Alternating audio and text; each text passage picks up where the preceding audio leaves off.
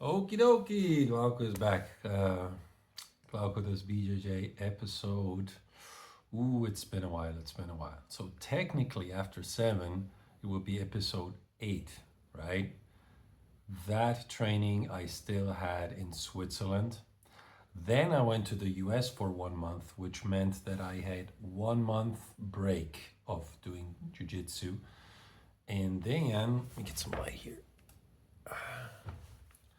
And then I came back, had one more training in Switzerland, and was forced to then pack my bags immediately with my dad and go to Salento, to southern Italy, where I'm currently staying until, early August or something like that. So, lots of things have happened. As a recap, the two trainings in Switzerland before and after the US, I really don't remember much about those, except for after, overcoming my fear and then having less crazy grips on my opponent, I almost got a little bit too careful. And that I remember. And and I haven't been tapped since February, so my defense has gotten, decent. But so let's just call those Swiss episodes, because they're long gone. Let's call them the lost episodes, okay? So 8 and 9 are the lost episodes, which I vaguely remember. And then there was the long trip, and I had one more Swiss training. So right now, my mind is fresh with the last 3 trainings I had here in Salento, Italy, in Lecce to be more precise, or Cavallino, which is right under Lecce. So let's call this episode 8, 9, 10 to 12. All right, this is episode 10 to 12. I checked out some BJJ schools here, and I found that the most professional one was Tribe, Tribe Lecce.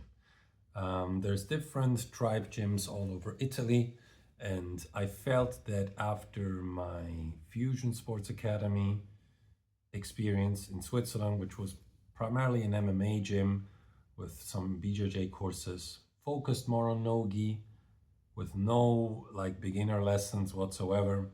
I was like, now I want to do like a real BJJ school. And boy, oh boy, I wish I had done that a lot sooner. So basically, I visited 3 beginner lessons here, and I realized that like we didn't even like do basic stuff in Switzerland at this other school where I trained. We never like drilled how to pass a guard, how to escape like basic positions. The few basic things that I've learned were tiny like intro drills, or maybe someone showed me something during class or during the sparring. So this is very much different now. There are dedicated beginner lessons, and I really, really appreciate that a lot. Another thing I appreciate about these lessons right here, right now, Jacopo Madaro being our sensei here, my sensei here, is that he's not so focused on us going ham, going crazy, and more so focused on us not using a lot of strength, learning the techniques properly, watching us closely.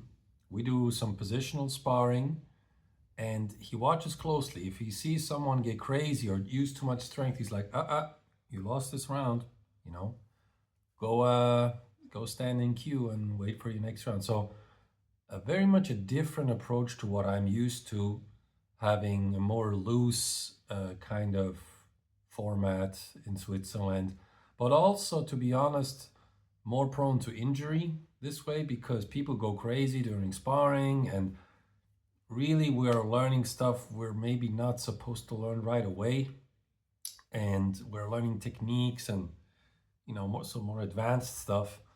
And I'm really appreciating the fact that I can learn the basics, that the sensei is stressing calm, technique based, fundamental training. Those are two things I've noticed now, the 3 times I've trained.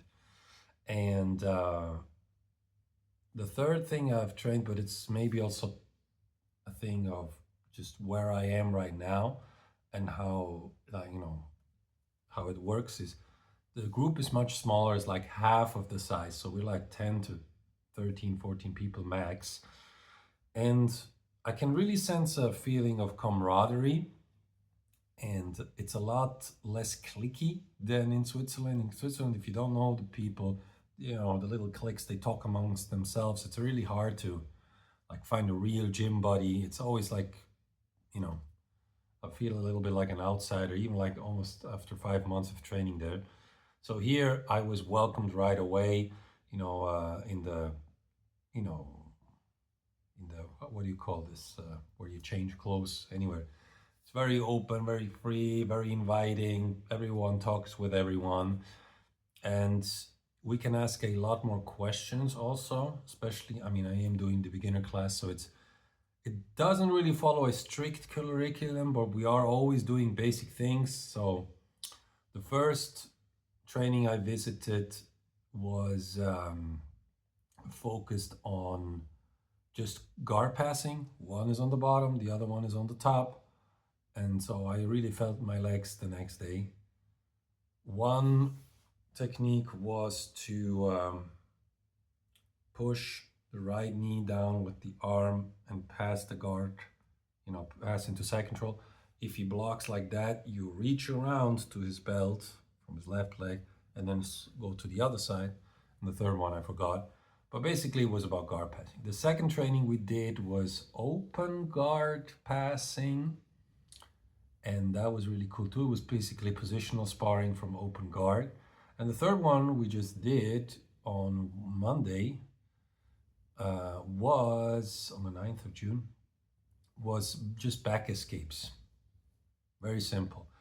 The intro, the warm-ups are always very simple, very Gracie style, like shrimping and escaping and some rolls. And then you pretty much go into the drills, which are mostly positional sparring and some little things here and there, little games.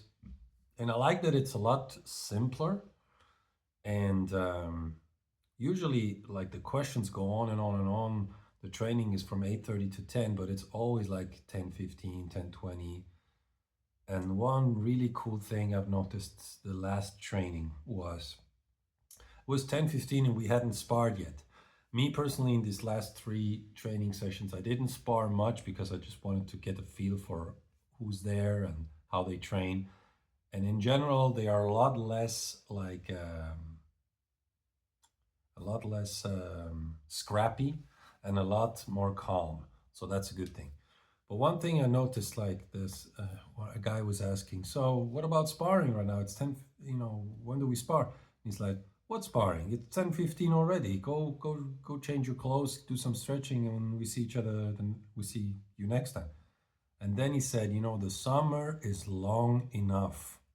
Take your time, learn the thing, learn the basics, and just come back. It wasn't me who asked this, but another guy. And I think 2 guys only stayed for like a fun flow roll or something, and the rest was stretching. And so it's a lot less urged. Like I don't feel like I'm getting FOMO if I'm not sparring, because it's very calm. If you spar, you spar. If you don't, it's fine, and you just do it next time. And it's focused on learning, and it's on camaraderie. And being in the south of Italy here, it just feels a lot more natural, everything.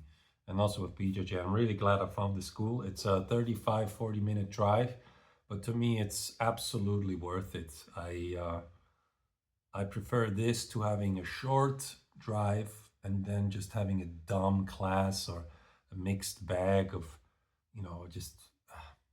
And also the school I am in Switzerland, I'm probably going to finish the year there, because I paid for it. But I'm not going to continue training there. Like, whatever the future holds, I'm not going to continue training there. So that was just a short recap of Glauco does BJJ episode hold on, 10 to 12, episode 10 to 12. I'm back, I'm training, and I'm gonna use this platform here to have like a personal log of where I am. Oh, by the way, my hands have healed up in America. I used to have like really sore hands and like here and from all the crazy gripping. So that I'm gonna be careful about. I'm feeling a little itch sometimes in my right meniscus, so that I'll have to be looking out for. Taking it easy, and finally start to train my legs too. Okay, take care. See you next time.